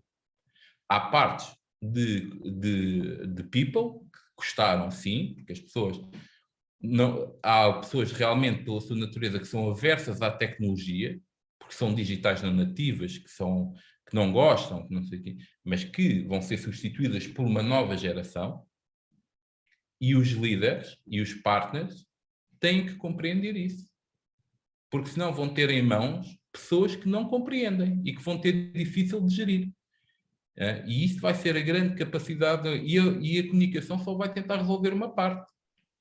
Porque senão, o que é que vai acontecer? São líderes, nós vamos comunicar uma parte, vamos criar ferramentas, vamos criar estratégias, e depois vamos ter pessoas que vão ser a charneira disso tudo, que vão ficar no meio, e que das duas uma, ou vão dar eco a essa comunicação, a essa estratégia, criar entropia sobre essa estratégia. E é isso que o elemento organizacional tem que resolver. É isso que o CIA vai ter que conseguir compreender. E isso é outra questão do problema, que não cabe à parte de comunicação resolver. E com isto... Essa Vítor, agora é a parte do Pedro. Esta é a parte do Pedro, era que eu agora estava a lançar. Muito rapidamente que nos encontramos. Bem, eu vou tentar dizer aqui algumas coisas que façam sentido. Depois daquilo que eu vi que fez muito sentido, só espero não torpedear as vossas intervenções. Então vamos assim e vamos por partes. Eu acho que vamos ter várias realidades e temos um novo contexto, que no fundo a pandemia nos conduziu a este novo contexto. As reuniões por via eletrónica, para mim, vieram para ficar. Elas serão presenciais sempre que necessário. As conferências híbridas provavelmente também vieram para ficar. Os webinars, esses ganharam novo fogo, como estamos a ver, e a formação online ganhou, de facto, novos adeptos. Ou seja, em suma, eu acho que encontramos alternativas que nos ajudaram também, de certa forma, a diminuir o footprint carbónico com as viagens e também com os custos que muitos de nós fizemos, como a Letícia estava há pouco a dizer. Eu também viajava confortável e, felizmente, hoje estou mais protegido desse consumo de tempo. Porventura, e numa análise de custo-benefício, será admissível pensarmos que aprendemos a ser mais eficientes, as reuniões acabam a horas, até porque há menos asa, conversas laterais e derivas de agenda. Isto é uma realidade. Por outro lado, o teletrabalho, em alguns casos, sim, será possível, noutros, no nosso caso, em muitas funções, não será viável, mas também está aberta a porta a regimes de trabalho híbrido e que serão sempre avaliados caso a caso. Importa aqui, penso eu, trazer para cima da mesa aquilo que estava para resolver e que provavelmente agora vai encontrar novas respostas, que é o correto equilíbrio entre a colaboração, o trabalho presencial, o trabalho remoto e a família, aquela questão do equilíbrio trabalho-família. Sobre isto, eu identifico 3 aspectos a considerar. O primeiro é que há novas oportunidades na deslocalização dos colaboradores, até para zonas rurais em teletrabalho, onde o custo de vida e as condições de vida são melhores. Há novas oportunidades também no recrutamento de melhor talento, independentemente da sua localização geográfica. Esta já é uma realidade. Também é um facto Um terceiro aspecto, que o confinamento fez emergir alterações nos hábitos e nos perfis de consumo das pessoas. Portanto, há restaurantes com entregas ao domicílio e compras online, os supermercados já tinham este tipo de serviços e provavelmente grande parte destes serviços veio para ficar. Nós vamos ter restaurantes diferentes daqueles que nós estávamos habituados, por exemplo. E no nosso caso, como somos prestadores de serviços de logística, a comunicação nas relações comerciais com os clientes, nos segmentos B2B e B2C, necessariamente terão que ser adaptadas. Não que haja novos canais, mas provavelmente vai ter que ser feita de forma diferente. Dito isto, e olhando para as questões da comunicação e, digamos, da interligação entre as pessoas, eu identificarei 6 pontos que me parecem os mais importantes. O primeiro ponto tem a ver com a liderança e com a gestão das equipas. Falar com as pessoas, como há pouco ouvimos dizer, mas também ouvir mais as pessoas e fazer o chamado management by walking around, hoje é determinante, porque nós hoje temos de estar mais próximos das equipas para que não se perca essa ligação. E com certeza redobrar a atenção naquilo que eu diria que são os estados de alma e tentar antecipar ou tentar determinadas questões do âmbito mais psicológico que possam vir por arrasto desta nova realidade. Um segundo ponto tem que ver com a promoção do espírito de equipa. Ou seja, o espírito de equipa, mas com enfoque nos resultados, mas na união entre as pessoas, onde quer que elas se encontrem. Nós aqui, curiosamente, já fazíamos reuniões alargadas no Conselho de Administração, 2 a 3 reuniões por ano, com cerca de 30 administradores, vamos continuar. Já fazíamos encontros de quadros anuais que vão ser aumentados para mais de 80 participantes, vamos continuar. Já tínhamos as festas de Natal, vamos continuar. E estamos agora a fazer webinars temáticos sobre as nossas empresas. No fundo, tentar transmitir conhecimento aos nossos colaboradores, de âmbito universal, sobre aquilo que fazem as nossas unidades de negócio. Era uma coisa que estava por fazer e que agora, como estamos habituados às novas tecnologias, isto agora é muito mais fácil. Temos também hoje, e em plano, fazer webinars temáticos e formações, como são aquelas questões clássicas dos códigos de conduta, RGPDs e afins. Isto, no fundo, é uma tentativa de aproximar as pessoas da organização e do espírito de pertença. Para que isto se torne mais abrangente, vamos estimular o sentimento de pertença com conversas online com o Presidente. O Presidente é aquela pessoa que está lá acima, próximo de Deus, que muitas das pessoas não veem, e, portanto, estas iniciativas online, à conversa com o Presidente, vão ser, de facto, interessantes, porque vai abrir aqui um novo capítulo na ligação, numa organização que está muito dispersa territorialmente. Isto vai ser muito importante. É também importante disponibilizar, isto no quarto ponto, o conhecimento da organização de forma mais estruturada e acessível a qualquer colaborador a partir de qualquer lugar. Nós temos um departamento de sistemas aplicacionais que está a fazer o seu trabalho. Vamos pôr um novo site com acesso à internet que, entretanto, atrasou-se, enfim, por vicissitudes várias, também porque esta aprendizagem foi necessária acumular para podermos incorporar. E temos em curso, no quinto ponto, a digitalização dos processos. Nós estamos na reta finalíssima da implementação transversal em todas as empresas do grupo do SAP For-HANA, um processo dolorosíssimo, nos fez revisitar tudo o que tínhamos e não tínhamos, e, portanto, esse caminho também está feito. Quanto à cultura de evolução, crescimento e aprendizagem por todos, líderes, gestores e colaboradores, há aqui um novo caminho que vai ter que ser reinventado. E, de facto, hoje as organizações deparam-se com novos desafios, têm que repensar as suas prioridades e, em paralelo, as estratégias de comunicação, olhando para o futuro que aí vem. E o bom do futuro é mesmo não ter ainda acontecido. E, portanto, está nas nossas mãos desenhá-lo e projetá-lo. Portanto, as estratégias que venham a ser definidas, a sua aplicação operacional ou ao nível tático, está ainda, em grande parte, talvez por ser desvendada. Uma coisa é certa. Por isso, o foco deve ser a comunicação interna, sempre com o objetivo de fortalecer, diria mesmo, entranhar nas pessoas a missão, a visão e os valores do grupo, em todos os colaboradores. Este é um processo contínuo que deverá acontecer e estas novas abordagens, com ferramentas que hoje, tecnologicamente, são mais eficientes e estamos mais acostumados a elas, permitirão também reduzir custos, por meio de formatos que são diferenciadores de conexão com as pessoas. Por isso, será também muito importante estimular os colaboradores para o desenvolvimento de novos skills, porque vai ser um add-on, assim como transformar os eventos corporativos em corporativos lives, a reboque da transformação digital que está em curso. Para que não nos esqueçamos, as sessões em streaming permitem alcançar públicos-alvo a nível global, em tempo real ou em tempo diferido. Portanto, todos os instrumentos de comunicação que antes estavam meios adormecidos e só utilizávamos quando precisávamos, eu penso que serão a base e a matriz dos novos planos de comunicação e da nova intervenção neste capítulo. Portanto, eu acho que a pandemia, pela pior das razões, nos veio ajudar e muito a olhar para esta parte da digitalização da comunicação e no interface com os nossos interlocutores de forma, enfim, em que houve uma curva de aprendizagem muito acelerada e que agora tem que ser, obviamente, devidamente gerida e digamos, posta no seu ritmo correto. Há uma questão que me preocupa em particular, que sucede provavelmente com todos nós e com aqueles que nos ouvem, que é de facto a proliferação de iniciativas online sem fim. Isto agora tornou-se uma pandemia ela própria. E, portanto, aquilo que nós consumíamos de tempo em viajar, eu já não sei se estes eventos online não nos tomam mais tempo do que as viagens que fazíamos. Estou um bocadinho neste dilema e ainda não consigo decifrar. E assim terminaria a minha intervenção. Obrigado. Obrigada, Pedro. Luís, antes de passar a palavra ao Luís, eu era suposto fazer uma breve síntese do que falámos hoje, aqui nesta manhã, mas eu creio que o Pedro, com os 6 pontos que elencou, eu acho que ele abordou completamente tudo aquilo que falámos. O que é que parece, Luís? Passo já a bola diretamente para o encerramento. Eu estou de acordo, em parte, com aquilo que acaba de dizer. De facto, o Pedro foi aqui, de facto, bastante...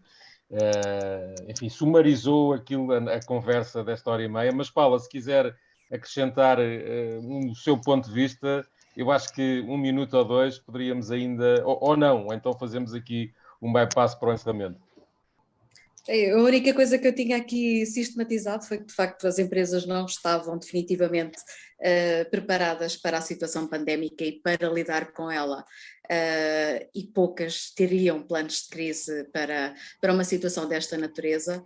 De facto, daquilo que todos hoje aqui falaram, a maior preocupação foi a proteção das pessoas e esclarecimentos que vinham de fontes diversas, e para dar o tal sentimento de segurança não só às pessoas, mas também à manutenção do negócio.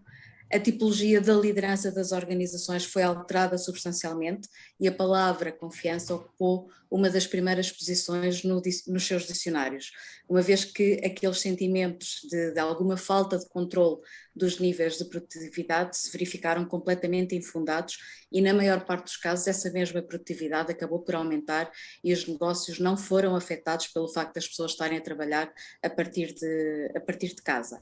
E passámos a ver os gestores, ou muitos deles, a liderar pelo exemplo, e as comunicações passaram, a maior parte das vezes, a ser dadas diretamente por eles, dando eles a cara e dando eles as próprias mensagens de tranquilidade, segurança e confiança nos procedimentos.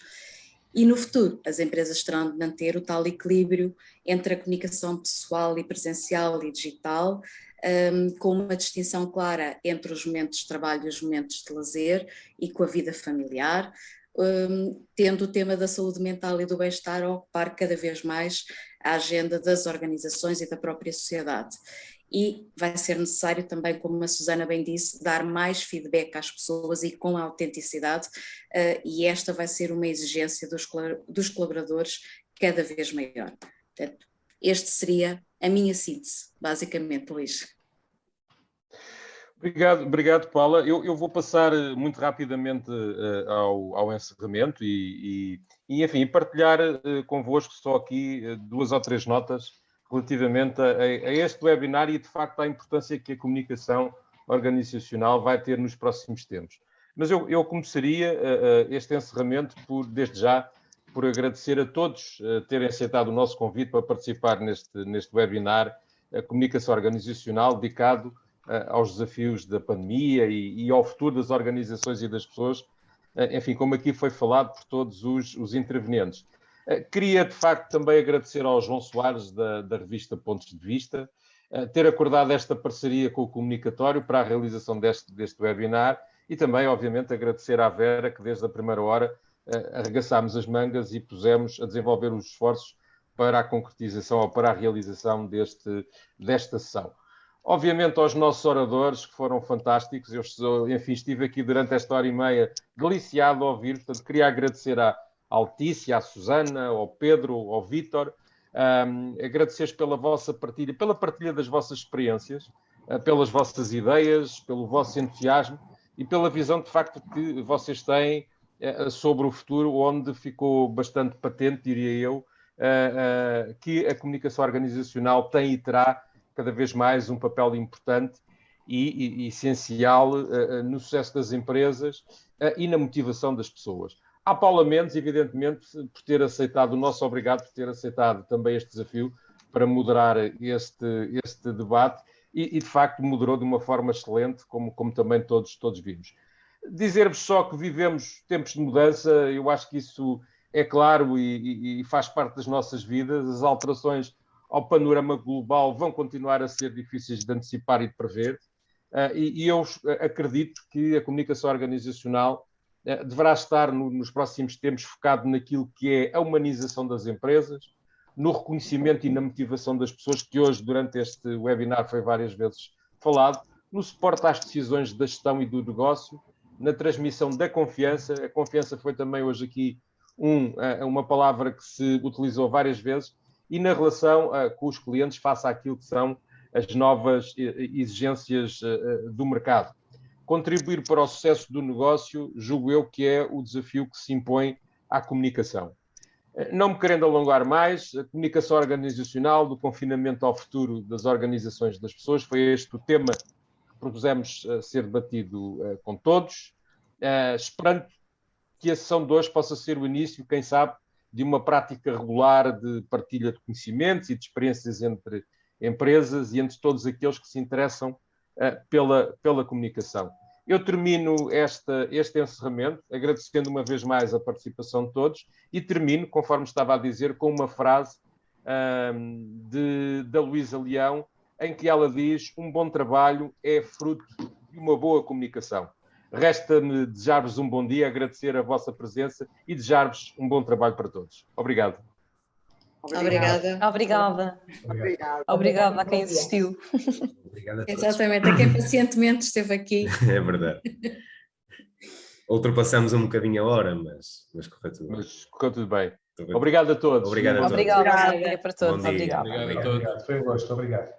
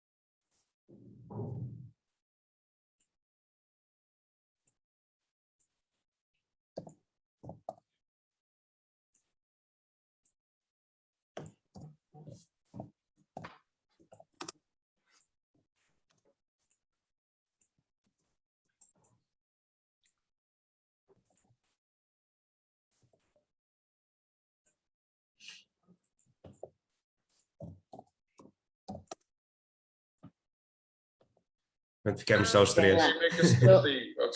Estou ao telefone com o Luís, ainda Ok. estamos aqui com o João e com a Vera, portanto, se quiser entrar novamente, podemos fazer um balanço. Está bem, até já. Yeah. Estava a dar aqui mandar aqui uma mensagem. Obrigada, Vera. Vou só terminar a gravação, porque não vale a pena estarmos a gravar esta parte.